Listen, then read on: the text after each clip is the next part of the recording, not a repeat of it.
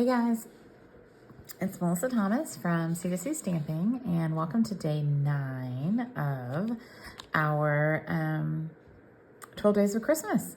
So you're going to pick up this package. It has a 9 at the top, and once you open it, you're going to get a really nice water painter. So we do have Stampin' Up! Has water painters, but it's a 3-pack, and I think that it's not necessarily necessary to have all of those widths.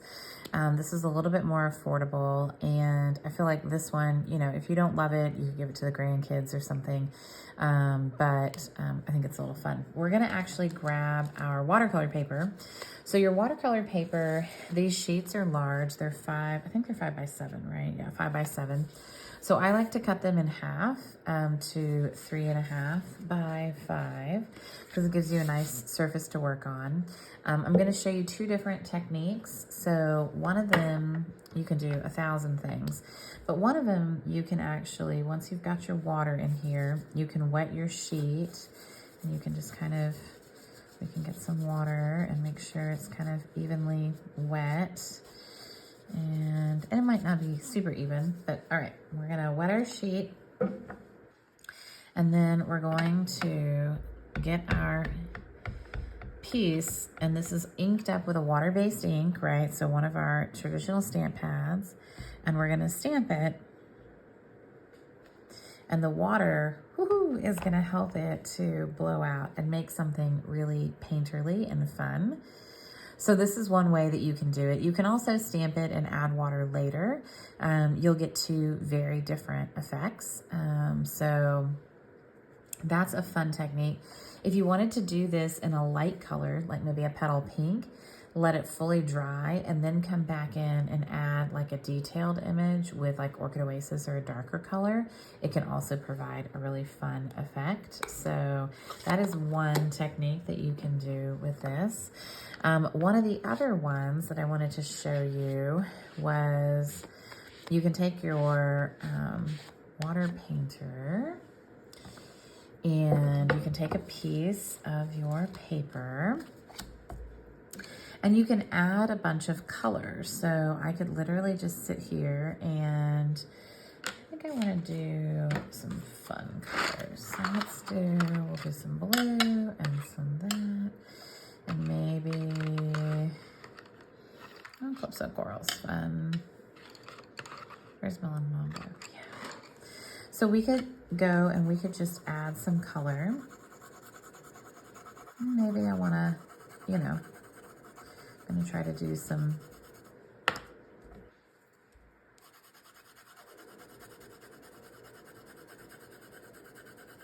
and you'll see I'm using this side of the pencil because it's laying down a little different.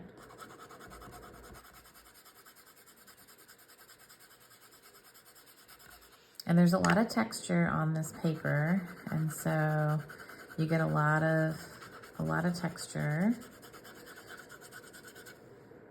And then I'm gonna take my water painter and I'm gonna come in, hopefully. Woo. And I can create some really fun and vibrant and pieces with this. And then I could stamp on top of them. So once this piece has dried, then I'm able to come back in and I'm able to stamp on top of it, maybe with some Stays On if it's not super dry yet. Or I could stamp and Stays On, and then I could add color and then do the water over it, which is also a choice. So I could get my Stays On. So let's do that.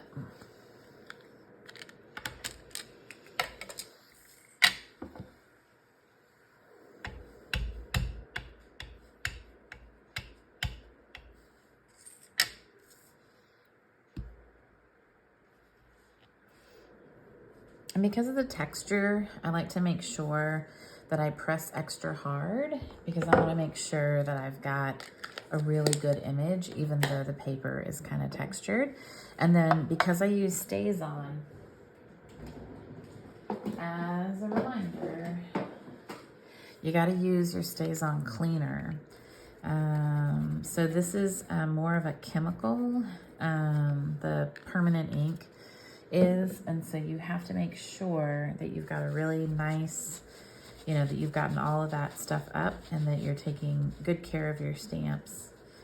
They definitely don't recommend using StazOn with photopolymer stamps because photopolymer stamps are made using like a chemical process. These stamps aren't, the red rubber ones aren't, so it's, StazOn is, you know, great to use on there. Okay, so now that I kind of know what colors show up, I'm gonna do some fun stuff.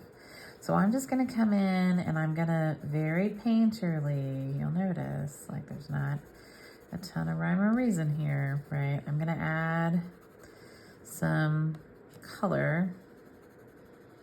You're like, oh, hey, crazy lady, what are you doing? And then maybe I'll add a little bit of the purple in here.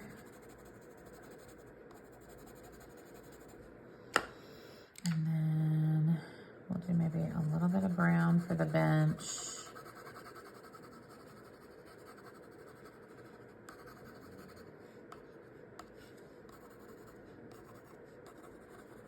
Okay, that's really ugly, right? I promise it'll be better.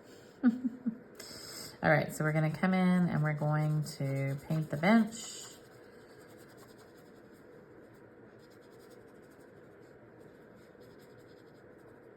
And then we're gonna paint the flowers.